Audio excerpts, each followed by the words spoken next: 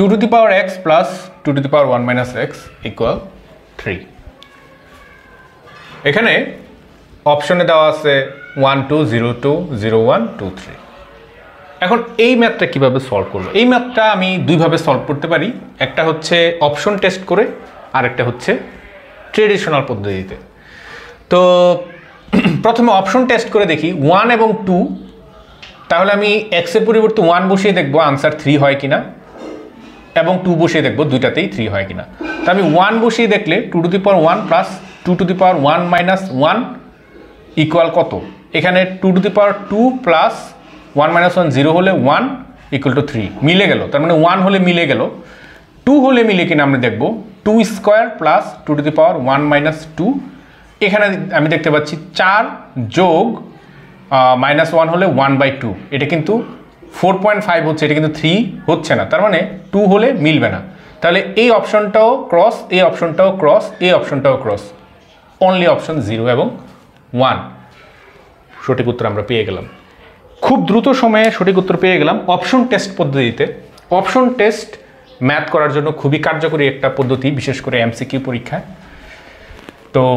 এটা যদি আমি অন্যভাবে করতে যাই তাহলে কিভাবে করব ট্রেডিশনাল ওয়েতে আমি অপশন টেস্ট না করে যদি করতে যাই তাহলে আমি 2x plus 2 to the power 1 minus x কে আমরা লিখতে পারি 2 divided by 2 to the power x equal 3 বা 2x কে এবার আমরা a ধরে নিলে a plus 2 divided by a equal 3 এবার a স্কয়ার প্লাস 2 ইকুয়াল 3 বা a square minus 3a plus 2 equal 0 এবার এখান থেকে 2a minus a plus 2 equal 0 এবার এখান থেকে a কমন নিলে কমন নেই তাহলে কি আসে a মাইনাস 2 মাইনাস মাইনাসে প্লাস 2 ইকুয়াল 0 তাহলে আমার আসে a minus 2 a minus 1 equal 0 তাহলে হয় a ইকুয়াল 2 অথবা a ইকুয়াল 1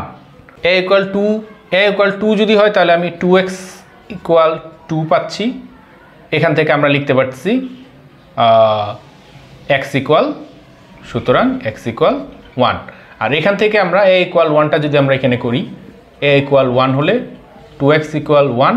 বা 2x ইকুয়াল 2 টু দি পাওয়ার 0 সুতরাং x ইকুয়াল টু 0 তাহলে x এর দুইটা মান আসছে 0 এবং 1 যেটা করতে অনেকক্ষণ সময় লেগে যায়